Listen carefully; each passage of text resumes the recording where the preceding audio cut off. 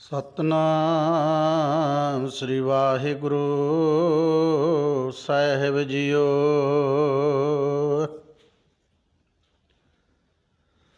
ਪੱਤਰ ਪੁਰਜੇਣ ਝੜੀਅੰ ਨਹਿ ਜੜੀਅੰ ਪੇੜ ਸੰਪਤਾ।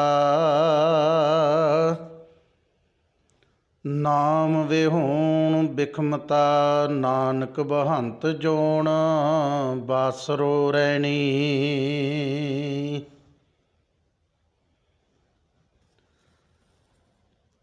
ਦਸਾਂ ਪਾਤਸ਼ਾਹੀਆਂ ਦੇ ਪਾਵਨ ਸਰੂਪ ਜੁਗੋ ਜੁਗਾ ਟਲ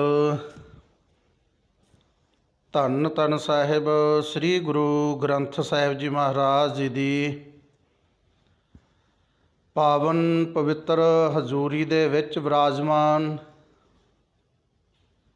ਗੁਰੂ ਰੂਪ ਗੁਰੂ ਪਿਆਰੀ ਸਾਧ ਸੰਗਤ ਜੀ, ਵਾਹਿਗੁਰੂ ਜੀ ਕਾ ਖਾਲਸਾ ਵਾਹਿਗੁਰੂ ਜੀ ਕੀ ਫਤਿਹ। ਸਤਿਗੁਰੂ ਪਾਤਸ਼ਾਹ ਜੀ ਦੀ ਮਹਾਨ ਕਿਰਪਾ ਹੋਈ ਹੈ। ਕਿਰਪਾ ਮਿਹਰ ਬਖਸ਼ਿਸ਼ ਦੇ ਦੁਆਰਾ ਪਾਵਨ ਗੁਰਬਾਣੀ ਦੇ ਵਿੱਚੋਂ ਸ਼ਬਦ ਦੀ ਵਿਚਾਰ ਕਰਦੇ ਹਾਂ। ਸੋ ਜਿਸ ਸ਼ਬਦ ਦੇ ਆਪਾਂ ਪਾਠ ਸ਼ਰਵਣ ਕੀਤੇ ਹਨ, ਇਹ ਪਾਵਨ ਸ਼ਬਦ ਗਾਥਾ ਸਿਰਲੇਖ ਦੇ ਹੇਠ ਉਚਾਰਨ ਕੀਤੀ ਹੋਈ ਗੁਰਬਾਣੀ ਧੰਨ ਧੰਨ ਸਾਹਿਬ ਸ੍ਰੀ ਗੁਰੂ ਅਰਜਨ ਦੇਵ ਸਾਹਿਬ ਜੀ ਮਹਾਰਾਜ ਜੀ ਦਾ ਇਹ ਪਾਵਨ ਸ਼ਲੋਕ ਉਚਾਰਨ ਕੀਤਾ ਹੋਇਆ ਹੈ। ਤੇ ਧੰਨ ਧੰਨ ਸਾਹਿਬ ਸ੍ਰੀ ਗੁਰੂ ਗ੍ਰੰਥ ਸਾਹਿਬ ਮਹਾਰਾਜ ਜੀ ਦੇ ਮੁਬਾਰਕ ਅੰਗ 1360 ਦੇ ਉੱਪਰ ਸੁਭਾਏਮਾਨ ਹੈ। ਇਹ ਪਾਵਨ ਸ਼ਬਦ ਸਹਿਸਕ੍ਰਿਤੀ ਸ਼ਲੋਕਾਂ ਦੇ ਵਿੱਚ ਸਹਿਸਕ੍ਰਿਤੀ ਭਾਸ਼ਾ ਦੇ ਵਿੱਚ ਉਚਾਰਨ ਕੀਤਾ ਹੋਇਆ ਹੈ। ਜਦੋਂ ਆਪਾਂ ਧੰਨ ਸਾਹਿਬ ਸ੍ਰੀ ਗੁਰੂ ਗ੍ਰੰਥ ਸਾਹਿਬ ਜੀ ਮਹਾਰਾਜ ਜੀ ਦੀ ਮੁਬਾਰਕ ਬਾਣੀ ਪੜ੍ਹਦੇ ਹਾਂ, ਸਹਿਸਕ੍ਰਿਤੀ ਸ਼ਲੋਕਾਂ ਤੋਂ ਉਪਰੰਤ 1360 ਅੰਗ ਦੇ ਉੱਪਰ ਗਾਥਾ ਸਿਰਲੇਖ ਦੇ ਹੇਠ ਇਹ ਪਾਵਨ ਸ਼ਲੋਕ ਆਇਆ ਹੈ, ਜਿਹੜਾ ਕਿ 8 ਨੰਬਰ ਸ਼ਲੋਕ ਹੈ। ਇਸ ਸ਼ਲੋਕ ਦੇ ਰਾਹੀਂ ਪੰਚਮ ਪਾਤਸ਼ਾਹ ਮਹਾਰਾਜ ਜੀ ਸਮੁੱਚੀ ਮਨੁੱਖਤਾ ਨੂੰ ਇੱਕ ਦਰਖਤ ਅਤੇ ਪੱਤਿਆਂ ਦੀ ਉਦਾਹਰਨ ਦੇ ਕੇ ਗਿਆਨ ਬਖਸ਼ਿਸ਼ ਕਰਦੇ ਹਨ ਕਿ ਅਸੀਂ ਜੂਨਾਂ ਕਿਸ ਤਰ੍ਹਾਂ ਭੋਗਦੇ ਹਾਂ। ਇਸੇ ਜੀਵਨ ਦੇ ਵਿੱਚ ਭੋਗਦੇ ਹਾਂ ਜਾਂ ਕੋਈ ਅੱਗੇ ਵੀ ਜੀਵਨ ਹੈ ਜਿਹਦੇ ਵਿੱਚ ਅਸੀਂ ਜੂਨਾਂ ਭੋਗਦੇ ਹਾਂ। ਇਸ ਪਾਵਨ ਸ਼ਲੋਕ ਦੇ ਰਾਹੀਂ ਗੁਰੂ ਪਾਤਸ਼ਾਹ ਜੀ ਨੇ ਬੜੀ ਸੋਹਣੀ ਉਦਾਹਰਨ ਦੇ ਕੇ ਜੋ ਬਿਰਤਾਂਤ ਹਰ ਰੋਜ਼ ਅਸੀਂ ਆਪਣੀਆਂ ਅੱਖਾਂ ਦੇ ਸਾਹਮਣੇ ਦੇਖਦੇ ਹਾਂ, ਉਸ ਬਿਰਤਾਂਤ ਦੇ ਰਾਹੀਂ ਸਾਨੂੰ ਸਮਝਾਉਣਾ ਕੀਤਾ ਹੈ। ਇਸ ਪਾਵਨ ਸ਼ਲੋਕ ਦੀ ਪਹਿਲੀ ਪੰਕਤੀ ਹੈ, ਪੱਤਰ ਪੁਰਜੇਣ ਝੜੀਅੰ ਨਹਿ ਜੜੀਅੰ ਪੇੜ ਸੰਪਤਾ। ਕਿ ਜਿਵੇਂ ਭਾਈ ਰੁੱਖ ਦੇ ਪੱਤਰ ਭੁਰ ਭੁਰ ਕੇ ਰੁੱਖ ਦੇ ਨਾਲੋਂ ਦਰਖਤ ਦੇ ਨਾਲੋਂ ਝੜ ਜਾਂਦੇ ਨੇ, ਧਰਤੀ 'ਤੇ ਡਿੱਗ ਪੈਂਦੇ ਨੇ ਅਤੇ ਕਿਸੇ ਵੀ ਤਰੀਕੇ ਦੇ ਨਾਲ ਉਹ ਦੁਬਾਰਾ ਮੁੜ ਰੁੱਖ ਦੀਆਂ ਸ਼ਾਖਾਂ ਦੇ ਨਾਲ ਜੁੜ ਨਹੀਂ ਸਕਦੇ। ਇੱਕ ਵਾਰ ਝੜਿਆ ਹੋਇਆ ਪੱਤਾ, ਧਰਤੀ 'ਤੇ ਡਿੱਗਿਆ ਹੋਇਆ ਪੱਤਾ ਦੁਬਾਰਾ ਕਿਸੇ ਵੀ ਤਰੀਕੇ ਦੇ ਨਾਲ, ਕਿਸੇ ਵੀ ਵਿਧੀ ਦੇ ਨਾਲ ਦਰਖਤ ਦੀ ਸੰਪੱਤੀ, ਦਰਖਤ ਦੀਆਂ ਟਾਹਣੀਆਂ ਦੇ ਨਾਲ ਜੋੜਿਆ ਨਹੀਂ ਜਾ ਸਕਦਾ। ਅਤੇ ਦਰਖਤ ਦੇ ਨਾਲੋਂ ਝੜ ਕੇ ਜਦੋਂ ਡਿੱਗਦਾ ਹੈ ਫਿਰ ਉਸ ਪੱਤੇ ਦਾ ਜੋ ਹਾਲ ਹੁੰਦਾ ਹੈ ਉਹ ਸਾਡੇ ਸਾਰਿਆਂ ਦੀਆਂ ਅੱਖਾਂ ਦੇ ਸਾਹਮਣੇ ਹੀ ਹੈ ਕਿ ਜਦੋਂ ਤੱਕ ਤਾਂ ਉਹ ਪੱਤਾ ਦਰਖਤ ਦੀ ਟਹਿਣੀ ਦੇ ਨਾਲ, ਦਰਖਤ ਦੀ ਸੰਪत्ति ਦੇ ਨਾਲ ਜੁੜਿਆ ਹੋਇਆ ਹੈ, ਉਦੋਂ ਤੱਕ ਤਾਂ ਉਸ ਪੱਤੇ ਦੇ ਉੱਪਰ ਚਾਹੇ ਧੂੜ ਪੈਂਦੀ ਹੈ, ਚਾਹੇ ਧੁੱਪ ਪੈਂਦੀ ਹੈ, ਹਨੇਰੀਆਂ ਝੁੱਲਦੀਆਂ, ਉਹ ਸਾਰਿਆਂ ਦੁੱਖਾਂ ਨੂੰ, ਸਾਰੇ ਔਖੇ ਸਮਿਆਂ ਨੂੰ ਸਹਾਰ ਲੈਂਦਾ ਹੈ।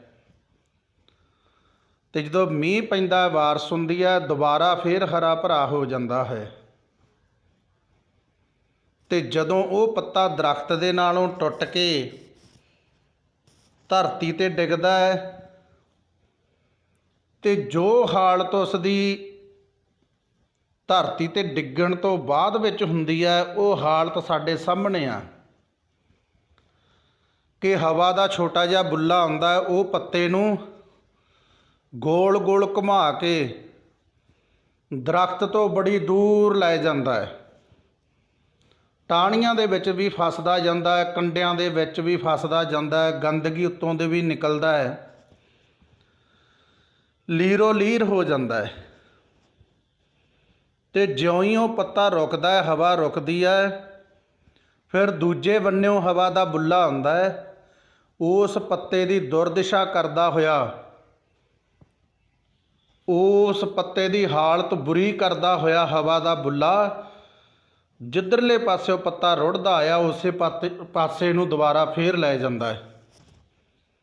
ਅਤੇ ਜਦੋਂ ਉਹ ਪੱਤਾ ਜਿਸ ਦਰਖਤ ਦੇ ਨਾਲੋਂ ਟੁੱਟ ਕੇ ਧਰਤੀ 'ਤੇ ਡਿੱਗਿਆ ਹੈ, ਉਸ ਦਰਖਤ ਨੂੰ ਦੇਖਦਾ ਹੈ ਅਤੇ ਆਪਣਾ ਬੀਤਿਆ ਹੋਇਆ ਸਮਾਂ ਯਾਦ ਕਰਦਾ ਹੈ ਅਤੇ ਆਪਣੇ ਭਰੇ ਮਨ ਦੇ ਵਿੱਚੋਂ ਬੋਲਦਾ ਹੈ ਕਿ ਹੇ ਬਾਪੂ, ਜਦੋਂ ਤੱਕ ਮੈਂ ਤੇਰੀਆਂ ਟਾਹਣੀਆਂ ਦੇ ਨਾਲ ਜੁੜਿਆ ਰਿਹਾ, ਜਦੋਂ ਤੱਕ ਮੈਂ ਤੇਰੀ ਜੜ ਦੇ ਨਾਲ ਜੁੜਿਆ ਹੋਇਆ ਸੀ, ਉਦੋਂ ਤੱਕ ਮੈਨੂੰ ਅੰਦਰੂਨੀ ਖੁਰਾਕ ਵੀ ਮਿਲਦੀ ਸੀ, ਮੈਂ ਧੁੱਪਾਂ ਵੀ ਸਹਾਰਦਾ ਸੀ, ਮੈਂ ਝੱਖੜ ਝੋਲੇ ਵੀ ਸਹਾਰਦਾ ਸੀ, ਮੈਂ ਗਰਮ ਹਵਾਵਾਂ, ਰੇਤਾ ਮਿੱਟੀ ਵੀ ਸਹਾਰ ਲੈਂਦਾ ਸੀ, ਅਤੇ ਆਏ ਗਏ ਪੰਛੀਆਂ ਦੀ ਸੇਵਾ ਜਾਂ ਰਹਿਣ ਦਾ, ਬਸੇਰੇ ਦਾ ਕਾਰਨ ਵੀ ਬਣਦਾ ਸੀ। ਅਤੇ ਜਦੋਂ ਤੋਂ ਬਾਪੂ ਮੈਂ ਤੇਰੀਆਂ ਟਾਹਣੀਆਂ ਦੇ ਨਾਲੋਂ, ਤੇਰੀ ਜੜ ਦੇ ਨਾਲੋਂ ਟੁੱਟਿਆ ਹੈ, ਉਦੋਂ ਤੋਂ ਹਵਾ ਦਾ ਇੱਕ ਨਿੱਕਾ ਜਿਹਾ ਬੁੱਲਾ ਵੀ ਮੇਰੇ ਇਸ ਨਿੱਕੇ ਜਿਹੇ ਜੀਵਨ ਨੂੰ ਬਹੁਤ ਦੂਰ ਤੱਕ ਰੋੜ ਕੇ ਲੈ ਜਾਂਦਾ ਹੈ। ਮੈਂ ਗੰਦਗੀਆਂ ਦੇ ਵਿੱਚ ਦੀ ਹੁੰਦਾ ਹੋਇਆ, ਮੈਂ ਕੰਡਿਆਂ ਦੇ ਵਿੱਚ ਦੀ ਹੁੰਦਾ ਹੋਇਆ, ਦੁੱਖ ਸਹਾਰਦਾ ਹੋਇਆ ਲੀਰੋ ਲੀਰ ਹੋ ਚੁੱਕਿਆ ਹਾਂ। ਬਾਪੂ ਬੜੀ ਮੌਜ ਸੀ, ਬੜਾ ਮਨ ਦੇ ਵਿੱਚ ਖੇੜਾ ਸੀ ਜਦੋਂ ਤੱਕ ਤੇਰੇ ਨਾਲ ਜੁੜਿਆ ਹੋਇਆ ਸੀ। ਹੁਣ ਇੱਥੇ ਗੁਰੂ ਸਾਹਿਬ ਜੀ ਨੇ ਦਰਖਤ ਅਤੇ ਪੱਤੇ ਦੀ ਉਦਾਹਰਣ ਦੇ ਕੇ ਸਾਨੂੰ ਆਤਮਿਕ ਤੌਰ 'ਤੇ ਸੁਖੀ ਰਹਿਣ ਦਾ ਤਰੀਕਾ ਦੱਸਿਆ ਹੈ। ਦਰਖਤ ਹੈ ਗੁਰੂ ਪਰਮੇਸ਼ਰ, ਪੱਤਾ ਹੈ ਅਸੀਂ, ਗੁਰੂ ਪਰਮੇਸ਼ਰ ਤੋਂ ਬੇਮੁਖ ਹੋਏ ਮਨੁੱਖ। ਕਿ ਜਦੋਂ ਤੱਕ ਤਾਂ ਇਹ ਇਨਸਾਨ ਰੂਪੀ ਪੱਤਾ ਦਰਖਤ ਰੂਪੀ ਗੁਰੂ ਪਰਮੇਸ਼ਰ ਦੇ ਨਾਲ ਜੁੜਿਆ ਹੋਇਆ ਸੀ, ਉਦੋਂ ਤੱਕ ਇਸ ਦੇ ਉੱਪਰ ਬਹੁਤ ਝੱਖੜ ਝੁੱਲੇ, ਘੱਲੂ ਘਾਰੇ ਵੀ ਆਏ ਕੌਮ ਦੇ ਅੰਦਰ, ਦੁੱਖ ਸੁੱਖ ਵੀ ਆਏ, ਸਿਰਾਂ ਦੇ ਮੁੱਲ ਵੀ ਪਏ, ਆਰਿਆਂ ਨਾਲ ਵੀ ਚੀਰੇ ਗਏ, ਬੰਦ ਵੀ ਕੱਟੇ ਗਏ, ਖੋਪਰੀਆਂ ਵੀ ਲਾਈਆਂ ਗਈਆਂ, ਚਰਖੜੀਆਂ 'ਤੇ ਵੀ ਚਾੜਿਆ ਗਿਆ, ਪਰ ਇਸ ਦੀ ਹਰਿਆਲੀ ਨੂੰ ਕੋਈ ਵਿਗਾੜ ਨਹੀਂ ਸਕਿਆ, ਇਸ ਦੇ ਅੰਦਰ ਦੀ ਚੜ੍ਹਦੀ ਕਲਾ ਨੂੰ ਕੋਈ ਖਤਮ ਨਹੀਂ ਕਰ ਸਕਿਆ, ਇਸ ਨੂੰ ਆਤਮਿਕ ਤੌਰ 'ਤੇ ਕੋਈ ਦੁਖੀ ਨਹੀਂ ਕਰ ਸਕਿਆ। ਅਤੇ ਜਦੋਂ ਤੋਂ ਇਹ ਪੱਤਾ ਰੂਪੀ ਸਿੱਖ ਗੁਰੂ ਤੋਂ ਬੇਮੁਖ ਹੋ ਗਿਆ, ਫਿਰ ਹਵਾ ਦੇ ਛੋਟੇ ਛੋਟੇ ਬੁੱਲੇ ਜਿਵੇਂ ਪੱਤੇ ਦੇ ਪੈਰ ਨਹੀਂ ਲੱਗਣ ਦਿੰਦੇ, ਇਵੇਂ ਜਿਵੇਂ ਹੀ ਵਹਿਮ ਭਰਮ ਵਿਸ਼ੇ ਵਿਕਾਰ ਔਗਣਾਂ ਦੇ ਛੋਟੇ ਛੋਟੇ ਬੁੱਲੇ ਵੀ ਇਸ ਮਨੁੱਖ ਦੇ ਜੀਵਨ ਦੇ ਵਿੱਚ ਬਰਬਾਦੀ ਲੈ ਕੇ ਆਉਂਦੇ ਆ। ਇਹਦਾ ਜੀਵਨ ਫਿਰ ਕੰਡਿਆਂ ਉੱਪਰ ਦੀ ਧੋਈਦਾ ਹੈ, ਹਉਮੈ ਹੰਕਾਰ ਦੇ ਕੰਡੇ ਚੁਭਦੇ ਆ, ਔਗਣਾਂ ਦੇ ਵਿਸ਼ੇ ਵਿਕਾਰ ਦੇ ਵਹਿਮ ਭਰਮ ਦੇ ਕੰਡੇ, ਵਹਿਮਾਂ ਭਰਮਾਂ ਦੀ ਗੰਦਗੀ ਇਹਨੂੰ ਲੱਗਦੀ ਹੈ ਅਤੇ ਇਹਦਾ ਜਿਹੜਾ ਹਰਿਆ ਭਰਿਆ ਜੀਵਨ ਸੀ ਉਹ ਫਿਰ ਬਰਬਾਦੀ ਦੇ ਵਿੱਚ ਚਲਿਆ ਜਾਂਦਾ, ਜੀਵਨ ਤਬਾਹ ਹੋ ਜਾਂਦਾ ਹੈ। ਇਹੀ ਹੈ ਅਸਲਾ ਜੰਮਣ ਮਰਨ, ਇਹੀ ਹੈ ਅਸਲੀ ਜੂਨਾਂ ਦੇ ਵਿੱਚ ਚਲੇ ਜਾਣਾ। ਜਦੋਂ ਅਸੀਂ ਜਿਉਂਦੇ ਜੀ ਇਸ ਜੀਵਨ ਦੇ ਵਿੱਚ ਆਤਮਿਕ ਤੌਰ 'ਤੇ ਮਨ ਕਰਕੇ ਗੁਰੂ ਪਰਮੇਸ਼ਰ ਰੂਪੀ ਦਰਖਤ ਦੇ ਨਾਲੋਂ ਟੁੱਟ ਜਾਂਦੇ ਹਾਂ, ਫਿਰ ਉਸ ਪੱਤੇ ਦੇ ਵਾਂਗ ਸਾਡਾ ਨਿੱਤ ਜੰਮਣ ਮਰਨ ਹੁੰਦਾ ਹੈ। ਅਗਲੀ ਪੰਕਤੀ ਦੇ ਵਿੱਚ ਗੁਰਦੇਵ ਪਾਤਸ਼ਾਹ ਜੀ ਸਮਝਾ ਰਹੇ ਨੇ, ਨਾਮ ਬਿਹੂਣ ਬਿਖਮਤਾ ਨਾਨਕ ਬਹੰਤ ਜੋਣ ਬਾਸਰੋ ਰਹਿਣੀ। ਉਸ ਪੱਤੇ ਦੇ ਵਾਂਗ ਹੀ ਹੈ ਨਾਨਕ, ਨਾਮ ਬਿਹੂਣ, ਨਾਮ ਤੋਂ ਵਾਂਝਾ ਹੋਇਆ ਮਨੁੱਖ ਦੁੱਖ ਸਹਾਰਦਾ ਹੈ। ਬਹੰਤ ਜੋਣ ਬਾਸਰੋ ਰਹਿਣੀ, ਬਾਸਰੋ ਕਹਿੰਦੇ ਨੇ ਦਿਨ ਨੂੰ, ਰਹਿਣੀ ਭਾਵ ਰਾਤ। ਬਹੰਤ ਜੋਣ, ਦਿਨ ਰਾਤ ਫਿਰ ਹੋਰ ਜੂਨਾਂ ਦੇ ਵਿੱਚ ਚਲਿਆ ਜਾਂਦਾ ਹੈ, ਭਟਕਦਾ ਰਹਿੰਦਾ ਹੈ। ਅਸੀਂ ਗੁਰੂ ਤੋਂ ਬੇਮੁਖ ਹੋ ਕੇ ਹਰ ਰੋਜ਼ ਔਗਣਾਂ ਦੇ ਰਾਹੀਂ, ਵਿਸ਼ੇ ਵਿਕਾਰਾਂ ਦੇ ਰਾਹੀਂ, ਆਸ਼ਾ ਤ੍ਰਿਸ਼ਨਾ ਦੇ ਰਾਹੀਂ, ਵਹਿਮ ਭਰਮ ਦੇ ਰਾਹੀਂ ਮਾਨਸਿਕ ਤੌਰ 'ਤੇ ਰੋਜ਼ ਨਵੀਆਂ ਜੂਨਾਂ ਭੁਗਤਦੇ ਹਾਂ, ਜਿਉਂਦੇ ਜੀ ਇਸੇ ਜੀਵਨ ਦੇ ਵਿੱਚ। ਜਿਵੇਂ ਕਿ ਸ਼ਲੋਕ 12 ਤੇ ਵਧੀਕ ਪਾਵਨ ਗੁਰਬਾਣੀ ਦੇ ਸਿਰਲੇਖ ਹੇਠ ਸਤਿਗੁਰੂ ਪਾਤਸ਼ਾਹ ਜੀ ਉਪਦੇਸ਼ ਦਿੰਦੇ ਹਨ। ਸਤਿਗੁਰ ਪੁਰਖ ਨਾ ਸੇਵਿਓ, ਸ਼ਬਦ ਨਾ ਕੀਤੋ ਵਿਚਾਰ, ਓਏ ਮਾਨਸ ਜੂਨ ਨਾ ਆਖੀਆਂ ਪਸ਼ੂ ਢੋਰ ਗਵਾਰ। ਜਿਨ੍ਹਾਂ ਮਨੁੱਖਾਂ ਨੇ ਆਪਣੇ ਜੀਵਨ ਦੇ ਵਿੱਚ ਗਿਆਨ ਦੀ ਅਰਾਧਨਾ ਨਹੀਂ ਕੀਤੀ, ਸੱਚੇ ਗਿਆਨ ਦੇ ਨਾਲ ਨਹੀਂ ਜੁੜੇ, ਜਿਨ੍ਹਾਂ ਮਨੁੱਖਾਂ ਨੇ ਸਤਿਗੁਰੂ ਦੇ ਕੋਲੋਂ ਆਪਣੇ ਜੀਵਨ ਦਾ ਰਾਹ ਨਹੀਂ ਲਿਆ, ਸਤਿਗੁਰੂ ਦੇ ਦੱਸੇ ਹੋਏ ਰਾਹ ਦੇ ਮੁਤਾਬਕ ਆਪਣਾ ਜੀਵਨ ਨਹੀਂ ਜਿਉਇਆ ਅਤੇ ਸ਼ਬਦ ਦੀ ਕਦੇ ਵਿਚਾਰ ਨਹੀਂ ਕੀਤੀ, ਗੁਰੂ ਦੇ ਦਿੱਤੇ ਹੋਏ ਗਿਆਨ ਨੂੰ ਆਪਣੇ ਜੀਵਨ ਦੇ ਵਿੱਚ ਨਹੀਂ ਲੈ ਕੇ ਆਂਦਾ, ਓਏ ਮਾਨਸ ਜੂਨ ਨਾ ਆਖੀਆਂ ਨੂੰ, ਉਹਨਾਂ ਨੂੰ ਫਿਰ ਮਨੁੱਖਾ ਜੂਨ ਨਹੀਂ ਕਿਹਾ ਜਾ ਸਕਦਾ। ਕਿਉਂ? ਪਸ਼ੂ ਢੋਰ ਗਵਾਰ, ਉਹ ਤਾਂ ਪਸ਼ੂ ਹਨ, ਮੁਰਦਾ ਪਸ਼ੂ ਹਨ ਅਤੇ ਗਵਾਰ ਪਾਗਲ ਲੋਕ ਹਨ, ਕਿਉਂਕਿ ਗਿਆਨ ਤੋਂ ਵਿਹੂਣੇ ਜੀਵਨ ਜਿਉ ਰਹੇ ਨੇ। ਉਹਨਾਂ ਦੇ ਕੰਮ ਮੁਰਦਿਆਂ ਵਾਲੇ ਹਨ, ਉਹਨਾਂ ਦੇ ਅੰਦਰੋਂ ਮੁਸ਼ਕ ਮਾਰਦਾ ਹੈ ਵਿਸ਼ੇ ਵਿਕਾਰਾਂ ਦਾ, ਔਗਣਾਂ ਦਾ, ਬੁਰਾਈਆਂ ਦਾ। ਉਹ ਪਾਗਲ ਲੋਕ ਨੇ, ਬੇਤਾਲੇ ਮਨੁੱਖ ਨੇ, ਕਿਉਂਕਿ ਗੁਰੂ ਦੇ ਦਿੱਤੇ ਹੋਏ ਗਿਆਨ ਦੇ ਅਨੁਸਾਰ ਉਹਨਾਂ ਨੂੰ ਜਿਉਣਾ ਨਹੀਂ ਆਉਂਦਾ। ਉਹਨਾਂ ਨੇ ਗੁਰੂ ਦੇ ਦਿੱਤੇ ਹੋਏ ਗਿਆਨ ਨੂੰ ਆਪਣੇ ਜੀਵਨ ਦੇ ਵਿੱਚ ਨਹੀਂ ਢਾਲਿਆ। ਇਹ ਹੈ ਅਸਲ ਦੇ ਵਿੱਚ ਸਾਡਾ ਰੋਜ਼ ਦਾ ਜੰਮਣ ਮਰਨ।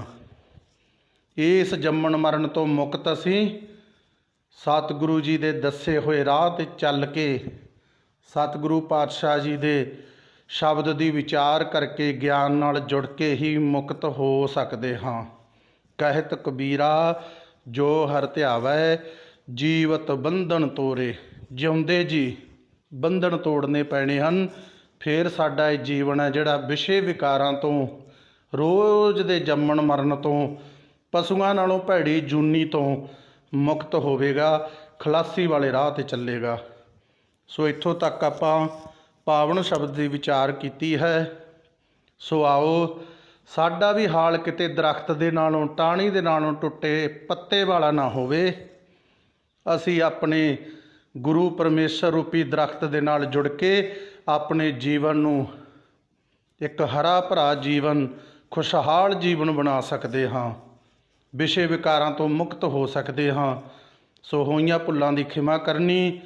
ਵਾਹਿਗੁਰੂ ਜੀ ਕਾ ਖਾਲਸਾ, ਵਾਹਿਗੁਰੂ ਜੀ ਕੀ ਫਤਿਹ।